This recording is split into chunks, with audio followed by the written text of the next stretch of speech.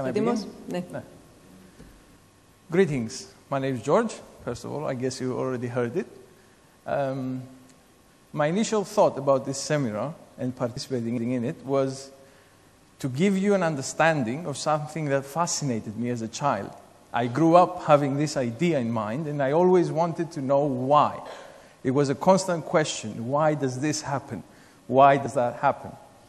So the question is quite simple.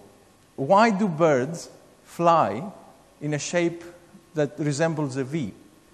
It was always very hard for me to comprehend. It's like they get what a V is and they fly in a V. So that principle was answered to me through aerodynamics. And I will guide you through what it led to us today and what it means for us today. Birds fly for the same principle that airplanes fly. The air that they generate under their wings has higher pressure than the air they generate over their wings. So that pressure difference causes the lift. The birds are lifted because of the air pressure, same as our planes. What happens though in the edge of their wings is something you can easily see from the classic picture of an eagle. Have you seen a picture of an eagle? The wingtips at the edge are twisted upwards.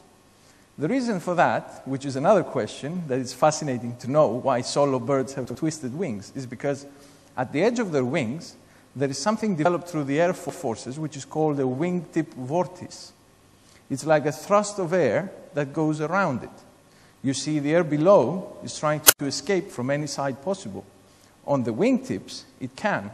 It tries to go over the wing and push it downwards, which is something that tires birds and also costs us a lot of fuel, because our airplanes are designed the same principle. They fly because of the air that's built around it. But the air at the edges is pushing it downwards, which costs us fuel. Studying the principle of what I just described, they studied pelicans. Pelicans migrate and they fly 70% longer distances because they fly in a V shape. The reason for that is that they have a natural sense of what is the optimum position to stand behind the first bird. So the reason they fly in a V shape is because the air that is built around the first bird is such that helps them fly.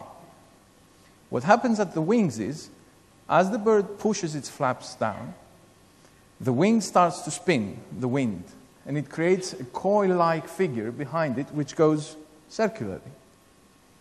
So the coil-like figure of air is half of it downwards, but the rest half of it is upwards. So you have one side that is actually pushing down all the wings and is tiring birds, and the other half of it is something that pushes them upwards. So it gives them a free lift, thus using less force to thrust, and thus using less of their effort to fly. So with the same principles, we are building airplanes now that will eventually fly with much less costs.